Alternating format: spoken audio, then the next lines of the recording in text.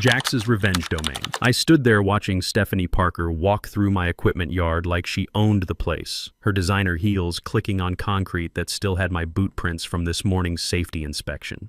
32 years old with an MBA fresh off the press, while I'd spent 30 years building this operation from nothing. Hell, she'd been here exactly 5 days and was already rearranging my life. My name's Jeffrey Coleman, though everybody calls me Tank. Been Tank since boot camp at Paris Island back in '88. 54 years old now, spent 6 years in the Marines learning how to fix things that shouldn't break and break things that needed fixing. After my discharge, I landed at Apex Heavy Industries when Ronald Stevens was still getting his hands dirty alongside the rest of us.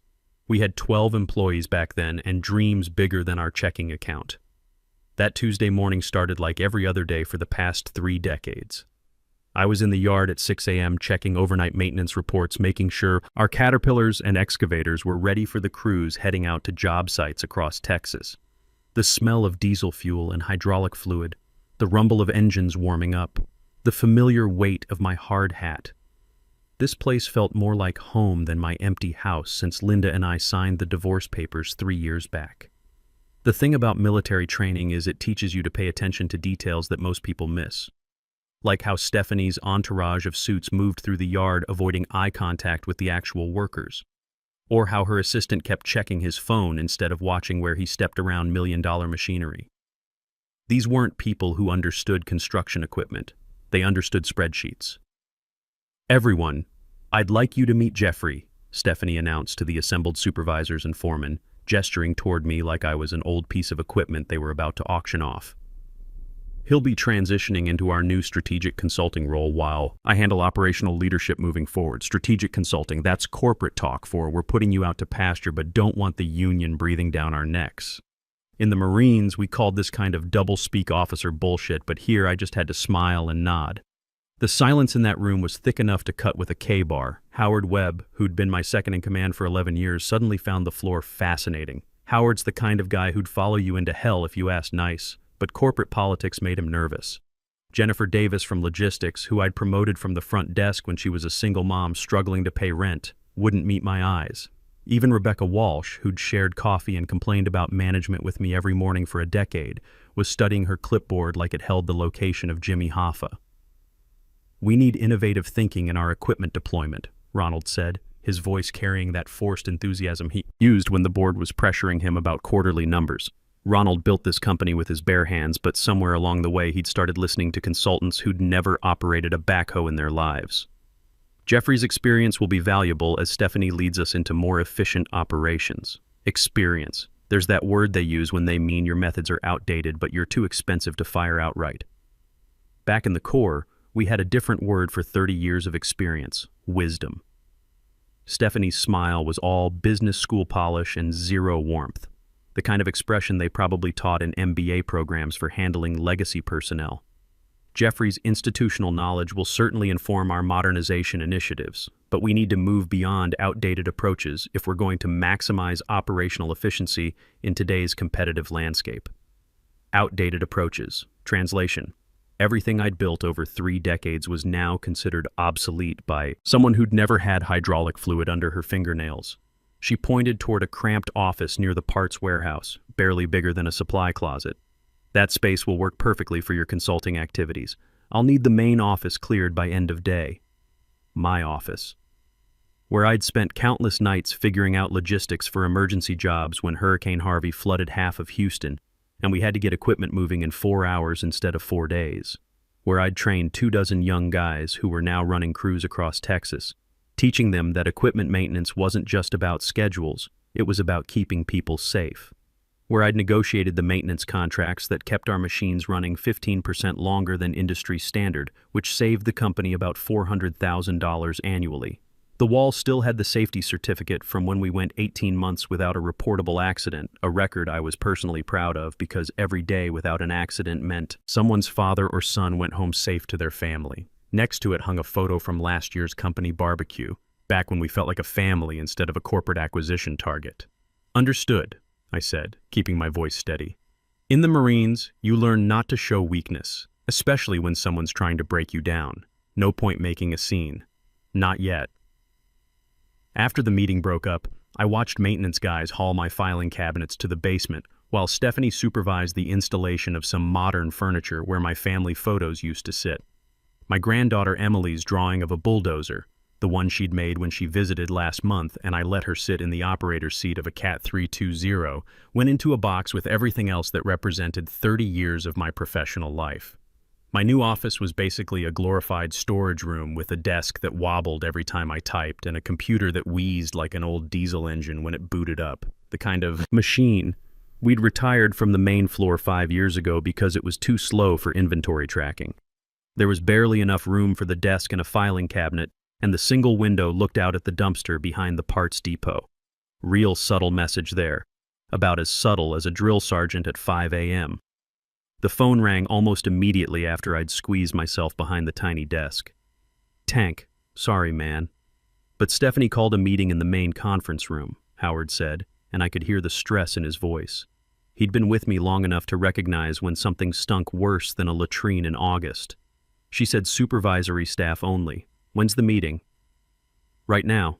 She's talking about restructuring equipment deployment protocols and implementing new safety standards. They were discussing my equipment, my protocols, my safety standards, without me in the room. The same protocols that had increased our job completion rate by 23% over the past 4 years and kept us from losing a single worker to preventable accidents. In the Marines, when someone cut you out of planning missions you'd designed, it usually meant they were setting you up for a fall." "No problem," I said, because what else was I going to say? That after 30 years I deserved to be in that room? Howard knew it, I knew it, but neither of us was going to change Stephanie's mind by complaining. After hanging up, I tried logging into my computer to check emails. Password denied. Called IT support. "Sorry, Tank," said Timothy Clark, a kid I'd personally recommended for the job 2 years ago when he was fresh out of community college with a computer science degree and no real-world experience. I'd vouched for him because he reminded me of some of the young Marines I'd mentored. Smart, eager, but needing someone to show them how things actually worked. Stephanie ordered security restrictions on certain accounts during the transition period. I have to follow protocol. Even my computer access was cut off in my own department. Back at Paris Island, we had a saying. When someone starts restricting your access to intelligence, they're either protecting you or setting you up. Figure out which one fast. I sat there for a minute, listening to the familiar sounds of the yard through the thin walls. Forklifts moving equipment, workers calling out job assignments, the steady rhythm of productivity that I'd helped orchestrate for over 3 decades. All of it happening without me now, like I'd never existed. Around 4:30, Rebecca quietly slipped a printed email onto my desk. Must have been the only way to get information to me now. Subject line, optimizing heavy equipment operations for enhanced profitability. It was a 15-page presentation scheduled for next week's board meeting, with Stephanie listed as the author. But as I read through it, something cold settled in my gut. These weren't just similar ideas to my operational improvements. These were my exact protocols, word for word. The equipment rotation schedules I'd spent 2 years perfecting after analyzing breakdown patterns on every piece of machinery we owned.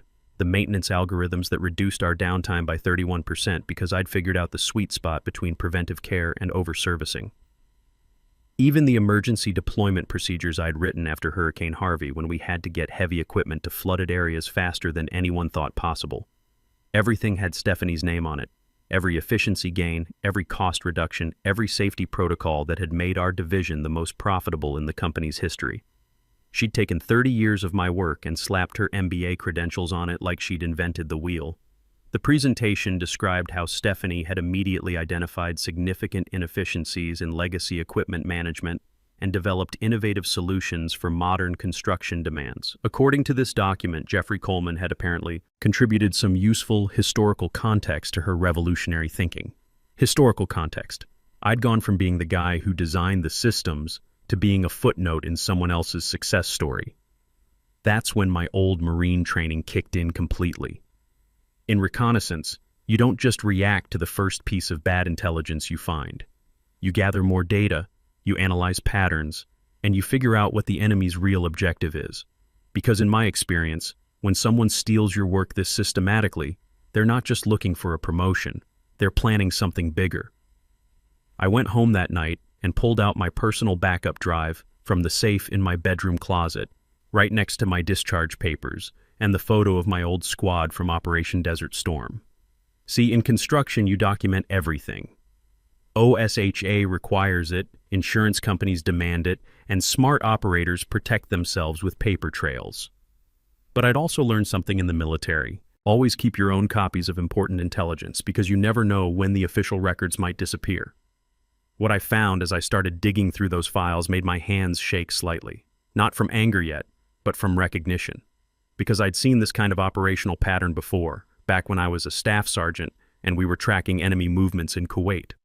Someone was running a systematic campaign against our position, and they'd been planning it for a while. See, in the Marines, we studied patterns, how insurgents infiltrated bases, how they gathered intelligence before attacks, how they positioned themselves to cause maximum damage with minimum exposure. And Stephanie's story had more holes than a target after a full magazine. I started making calls to old contacts across Texas. Construction's a tight industry. Everybody knows everybody, especially when someone screws up big or when good people get burned. Third call, I reached Daniel Wright, former operations manager at Technical Solutions, Inc., a company that had gone belly up about 18 months ago. Tank, that woman was poison, Daniel told me straight up. No sugarcoating. Showed up talking efficiency improvements and modern management techniques. But every change she made weakened our safety protocols, cut maintenance schedules that had kept us competitive for 15 years, eliminated quality controls that our biggest clients specifically required. By the time we figured out what was happening, we'd lost our 3 largest contracts and were bleeding money faster than a punctured hydraulic line. What happened after the bankruptcy? Southwest Capital Partners bought our client list and equipment for pennies on the dollar. Turns out they'd been planning it all along. Parker got a fat bonus and disappeared, left 90 good people without jobs right before Christmas. The pattern was clear as Texas sunshine now. Stephanie wasn't here to improve Apex Heavy Industries. She was here to sabotage us from the inside, set us up for acquisition by Southwest Capital Partners just like she'd done to Technical Solutions. The efficiency protocols she'd stolen from me weren't meant to work long-term. They were designed to show short-term profits while undermining our foundation, making us look profitable enough to buy but weak enough to control. I spent the next 2 days putting together something that would change everything. Used my industry connections, guys I'd worked with for decades, suppliers who trusted me, even a couple contacts from my old Marine unit who'd moved into corporate security after their discharge. One thing about military guys in the business world, we look out for each other. My old squad leader, Tony Ramirez, was now doing security consulting for industrial companies in Dallas. When I called him up and explained what I was seeing, he didn't even hesitate. Tank, I've been tracking the same pattern for 6 months.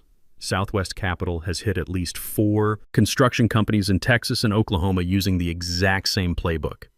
They send in these MBA types, tank the companies from inside, then swoop in for cheap acquisitions. It's corporate warfare, and most people don't see it coming until it's too late. Tony sent me a file that made my blood run cold. Stephanie Parker had been working this scheme for almost 3 years. Before Technical Solutions, she'd destroyed a crane rental company in Oklahoma City and a road construction outfit in San Antonio. Same pattern every time. Show up with impressive credentials, implement efficiency improvements that actually weaken the company's competitive position, steal the operational knowledge to make herself look good, then disappear when Southwest Capital moved in for the kill. The thing is, Tony told me during our second call, these people count on nobody connecting the dots. They pick companies in different states, change up their approach just enough to avoid obvious patterns, and they're usually dealing with owners who don't have time to investigate every new hire's complete background. But they hadn't counted on running into someone with military intelligence training and 30 years of industry contacts who'd learned to pay attention to details that didn't add up. Friday morning, I got to the office early before the security guard finished his rounds. I'd spent Thursday night preparing one final document, a comprehensive analysis of Stephanie's background, her connection to Southwest Capital Partners, and a timeline showing how she'd systematically destroyed her previous companies using the exact same playbook she was implementing here. The document was 8 pages of pure facts. Bank records showing payments from Southwest Capital to shell companies connected to Stephanie. Employment records showing the mysterious 6-month gaps between her previous jobs, just long enough for the companies she'd sabotaged to collapse completely. Even some photos Tony had managed to dig up showing her at Southwest Capital corporate events, smiling next to the same executives who'd later bought the wreckage of Technical Solutions. I placed a single manila folder on Stephanie's desk with a simple note: Operational Assessment, Historical Pattern Analysis, and Competitive Intelligence Review. Then I headed out to handle my 8 a.m. call with our steel supplier, one of the few meetings still on my calendar. When I got back at 10:30, the whole building was buzzing like a kicked hornet's nest. Security guards were stationed outside the executive offices, and I could see Ronald through his glass door with his phone pressed to his ear, pacing back and forth like a caged animal. The kind of pacing you do when your world's falling apart and you're trying to figure out how you missed the signs. Rebecca hurried over to me, eyes wide with excitement and confusion. "Tank, what did you put in that file?" Stephanie ran into Ronald's office about 20 minutes ago, yelling about harassment and false accusations. Then security showed up, and now there's board members here with some lawyers. I nodded and headed toward my closet office, feeling calm for the first time in a week. Funny thing about military training, once you've identified the enemy's position and called in the artillery, there's nothing left to do but wait for the smoke to clear. "Aren't you worried?" Rebecca asked, following me. "About what?" She gestured toward the executive wing where you could see suits moving around behind frosted glass. "About all this?" "Nope," I said simply. "I'm not worried at all. See, the thing most people don't understand about revenge is that it's not about anger. Real revenge is about patience, preparation, and letting your enemy destroy themselves with their own actions. All I'd done was provide the documentation. Southwest Capital and Stephanie Parker had done all the heavy lifting. At noon, Ronald's assistant appeared with a printed meeting request. Main conference room. Immediate. The walk to the executive floor felt different this time. Instead of people avoiding eye contact, I caught nods from several of the crew supervisors. Word was spreading fast that something big was happening, and guys who'd worked with me for years were starting to put pieces together. I found Ronald at the head of the conference table with Sarah Thompson from legal and Amanda Wilson from the board of directors. Stephanie was notably absent, which told me everything I needed to know about how that morning meeting had gone.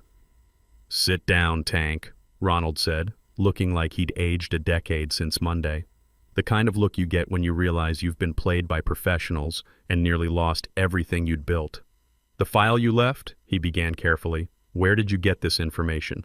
Company records, supplier communications, publicly available financial documents, and some help from old military contacts who specialize in corporate security," I replied. "Everything's documented and verifiable." Sarah leaned forward, her expression grim. "Jeffrey, you've made serious allegations about corporate espionage and deliberate sabotage. This goes way beyond normal business competition." "I haven't made allegations," I corrected her. "I compiled data and identified patterns. The evidence speaks for itself." Amanda Wilson, who'd been quiet until now, set down her reading glasses and looked directly at me. "If what you've documented proves accurate, we're looking at criminal charges and federal involvement. This isn't just about our company. It's about a systematic fraud operation." Ronald rubbed his temples like he had the mother of all headaches. "You're saying Stephanie deliberately implemented strategies that destroyed her previous companies, and now she's replicating those same strategies here for the benefit of outside investors?" "The data supports that conclusion, yes. And based on the timeline, you were probably about 6 months away from financial collapse if this had continued." "Stephanie's been suspended pending a full investigation," Amanda said quietly. "We're bringing in external auditors tonight. If what you've documented proves accurate, we're looking at criminal charges and possible federal involvement. Over the next week, everything unraveled exactly like I knew it would. The external investigators confirmed everything I'd found and more. Stephanie hadn't just been stealing my operational protocols. She'd been feeding our entire competitive strategy to Southwest Capital partners, including client lists, pricing structures, and equipment deployment schedules that took us years to optimize. The FBI got involved by Wednesday when the investigators discovered that Southwest Capital had been using insider information to underbid us on 3 major contracts over the past 2 months. Contracts we should have won easily, but somehow our competitors knew exactly what numbers to hit. That's when this went from corporate espionage to federal wire fraud. Tony Ramirez called me Thursday morning with an update that made me smile for the first time in 2 weeks. "Tank, you just took down a major operation. FBI raided Southwest Capital's Dallas offices yesterday and found evidence linking them to at least 8 companies across 4 states. Your documentation was the key that broke the whole thing open. By Friday morning, Stephanie's access cards were deactivated, her office was sealed with federal evidence tape, and the company directory no longer listed her name. Clean sweep, just like a successful military operation. But the real satisfaction came Monday morning when I walked through the equipment yard and saw my crew back to normal. Howard wasn't avoiding eye contact anymore. In fact, he came up and shook my hand like we'd just completed a successful mission together. Jennifer Davis actually smiled when she handed me the morning logistics report. Even the guys operating the heavy equipment were giving me nods of respect as I passed. My phone started ringing that same day. Word travels fast in the construction world when someone exposes corporate sabotage and saves American jobs. Mr. Coleman, this is Christina Morgan from Reynolds Equipment Corp. We'd like to discuss a Vice President of Operations position with you. Our CEO specifically requested that I reach out after hearing about your situation. That was the first of 7 calls I got that week. Turns out protecting honest businesses and exposing industrial espionage makes a man pretty marketable in Texas. Companies from Houston to El Paso were calling with offers that would have doubled my salary and given me stock options I'd only dreamed about. But the call that mattered most came Wednesday afternoon from Ronald himself. Tank, can you come to my office and bring your coffee cup? This might take a while. I found Ronald behind his desk with a bottle of bourbon and 2 glasses, something I'd never seen him do in 35 years. Jeffrey, I owe you an apology and a lot more than that. You saved this company and I nearly let some MBA consultant destroy everything we've built. Ronald, you couldn't have known. I should have known. I should have listened to my gut instead of some board members who thought we needed to modernize our leadership approach. He poured 2 fingers of bourbon into each glass and slid one across the desk. Here's what I want to do. I'm promoting you to Executive Vice President of Operations with a 15% equity stake in the company. You've earned ownership in what you helped build. 15%. After 30 years of working for wages, I was becoming a part owner of Apex Heavy Industries. The bourbon went down smooth, but not as smooth as the feeling of complete vindication. There's something else, Ronald continued. The board wants you to implement new security protocols to prevent this from happening again. Basically, they want you to be our defense against corporate infiltration. Interested? Very interested. The best part came Thursday when my granddaughter Emily visited the office. Linda dropped her off during her lunch break and Emily ran straight to my desk, back in the main office where it belonged, clutching a new drawing she'd made at school. This time it was a picture of me standing next to a bulldozer with Hero Grandpa written in purple crayon across the top. Below that, she'd drawn what looked like a bunch of stick figures with their hands up, and when I asked her about it, she said, "That's you catching the bad guys like on TV, Grandpa." I hung that drawing right next to my safety certificates and the photo from last year's company barbecue. Then I walked Emily around the equipment yard, letting her sit in the operator seats and pretend to drive the machines while I explained how everything worked. Same thing I'd done when my own boys were young, back when they thought their old man hung the moon. "Grandpa Tank, are you the boss?" Of all these big trucks now? She asked while sitting behind the wheel of a Cat 330. Something like that, sweetheart. Something like that. Later that evening, after Linda picked up Emily and the yard had quieted down for the day, I sat in my office looking over the security protocols I was designing. Howard knocked on my doorframe around 6 p.m. "Tank, I wanted to apologize for not backing you up when this whole thing started. I knew something was wrong, but..." "Howard, you've got nothing to apologize for. Corporate politics makes good people do things they don't want to do. What matters is, we all came through it together." He nodded and was quiet for a minute. "You know what the guys are saying out there? They're saying you're the only reason they still have jobs. That woman would have destroyed us all. Maybe. But that's not why I did it. I know. That's what makes you different, Tank.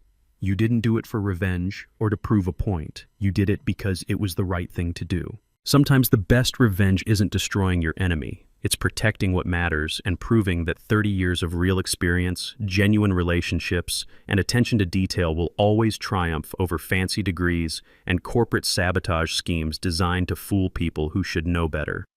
If this story teaches you anything, it's that people trying to erase your contributions usually can't build anything themselves. They can only steal what others have created and slap their name on it. And when you've spent decades building something real with real relationships and real knowledge that can't be faked, the truth always has a way of surfacing, especially when you're patient enough to let the evidence speak for itself.